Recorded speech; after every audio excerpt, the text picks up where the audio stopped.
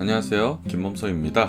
오늘도 월요일 이 새벽 여러분들과 함께 하나님의 귀한 말씀을 나누도록 하겠습니다. 오늘 본문은 창세기 14장 21절부터 24절까지 말씀입니다. 제목은 본질에는 이치를, 비본질에는 자유를, 매사에는 사랑으로 살아갑시다 라는 제목입니다. 제가 봉독하여 읽겠습니다.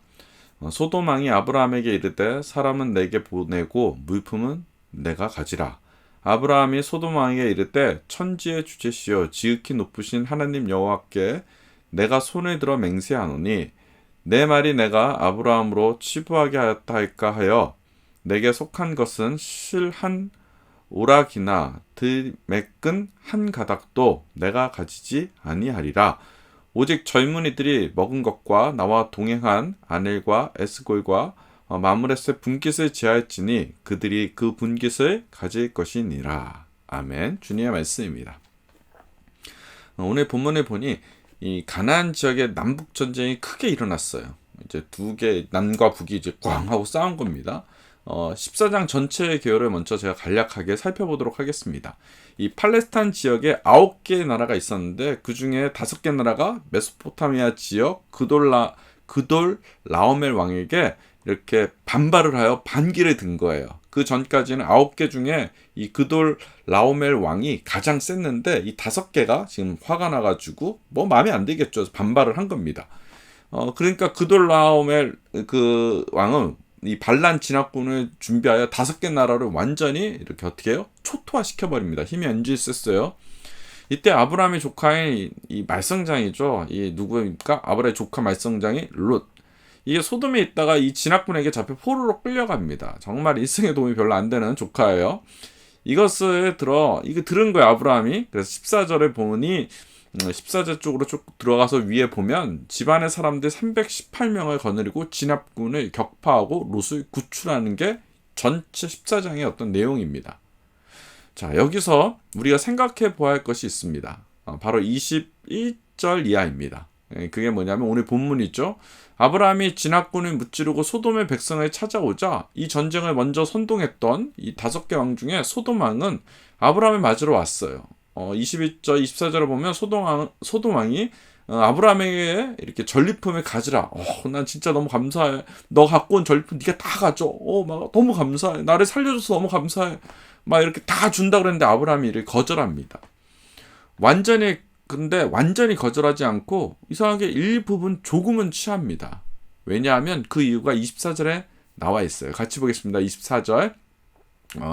오직 젊은이들이 먹은 것과 나와 동행한 아넬과 에스골과 마므렛의 분깃을 제할지니 그들이 그 분깃을 가질 것이니라.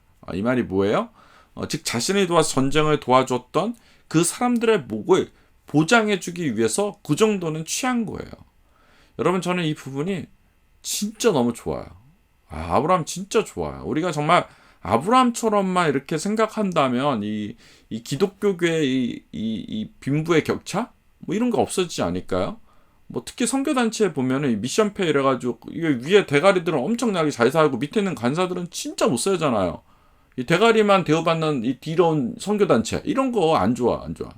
이 교회 안에서도 마찬가지예요. 교회 안에서도 사실은 단임 목사는 너무 화려하게 잘 살아. 근데 밑에 있는 뭐 부목사, 간사 차이가 너무 나는 거죠.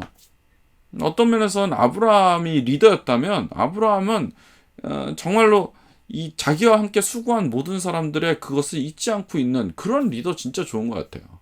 그런 리더.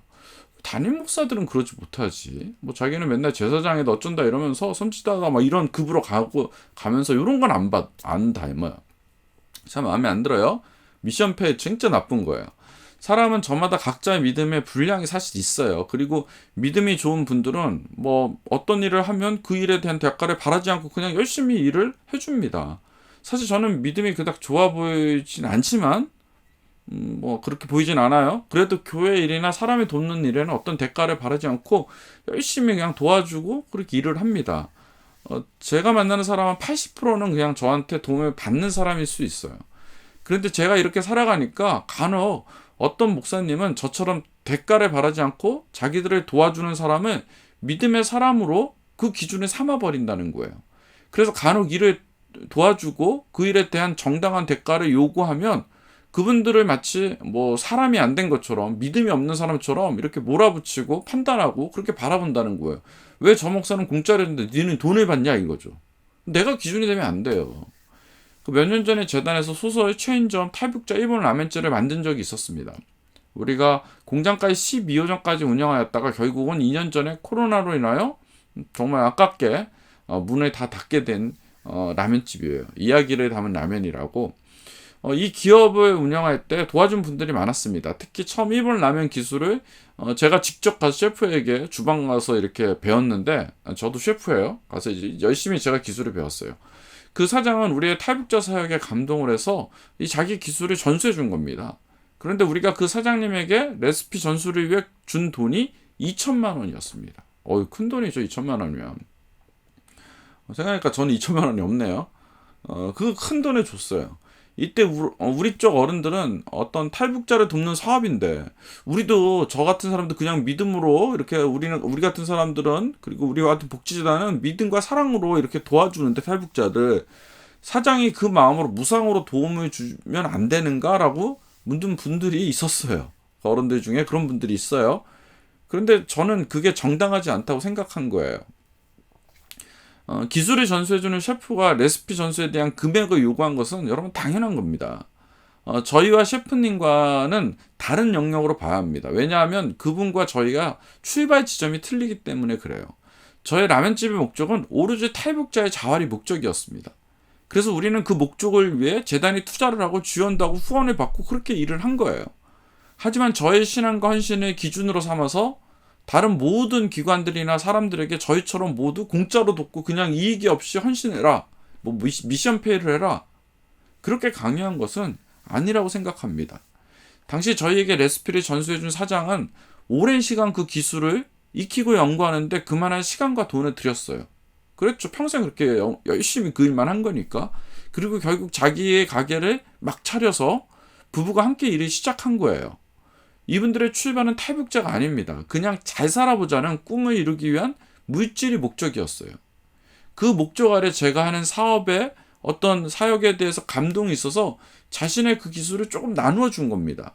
그렇기 때문에 그들이 자신이 배운 기술에 대한 일정한 대가를 요구하는 것은 정말 지극히 당연한 거예요. 여러분, 그나마 사장님이 2천만 원을 받아준 것이 감사한 거예요.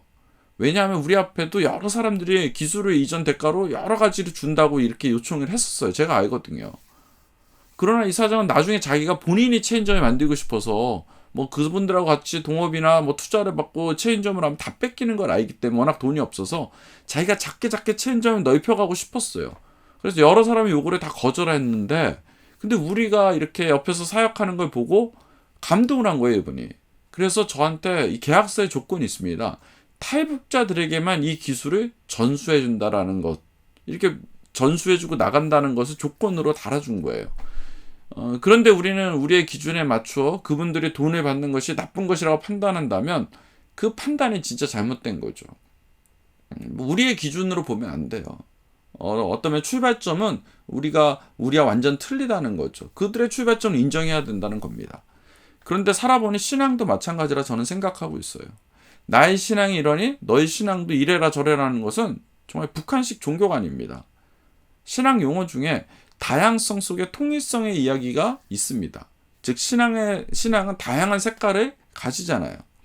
어느 사람은 순보험적 신앙이 있을 수 있어요. 맞을 수 있어요. 뭐 저는 개인적으로 굉장히 싫어하는 기복적인 신앙이지만 뭐 어떤 분들은 그게 맞아요. 저희 어머니도 사실 순보험적 신앙이 굉장히 맞는 분입니다. 이렇게 주여 삼창하면서 이렇게 다니는 뭐 주술처럼 이렇게 다니는 것을 필요한 부분이 있어요. 근데 그런 게 너무 거북해하는 고신측 이분들도 있을 거 아니에요. 그럼 고신측이 어떤 그런 거 아니지라고 하는 그 어른들의 그 마음도 저는 인정이 됩니다. 그리고 이도 저도 아닌 중간에 끼어 있는 뭐 장로교, 뭐 합동측 통합측 색깔이 있잖아요. 감리교의 신앙 색깔이 있을 수 있어요. 저마다 자란 환경에 따라 자기의 신앙 색깔이 정해져 있습니다. 내가 어디서 자랐는지 따라서 내가 정말로 신앙의 색깔들이 빨간색이, 노란색이, 파란색이 이렇게 다 정해져 있거든요.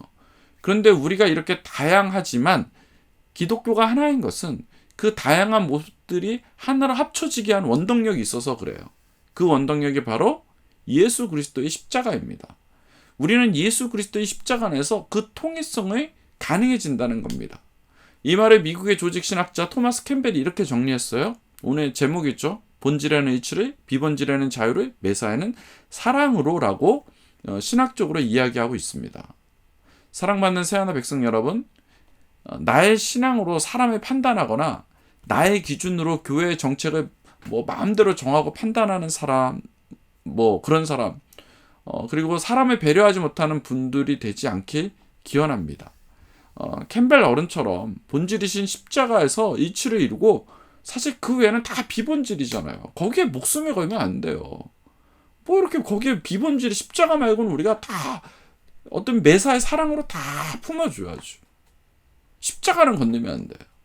우리 십자가 안에서는 자유롭게 그리고 주님의 사랑으로 이렇게 깊이 품어줘야 됩니다.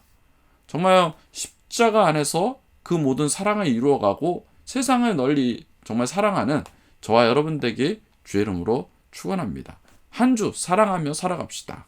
여러분 사랑합니다. 우리 함께 기도하겠습니다. 하나님 아버지, 진짜 본질이신 예수 그리스도 안에 일치하여 비본질인 모든 것에 자유 좀 하고 그리고 매사의 사랑으로 사람들을 사랑하며 살아가는 이번 한 주 되게 도와주시옵소서. 주님 감사드리며 우리 주 예수 그리스도 이름으로 기도하였사옵나이다. 아멘.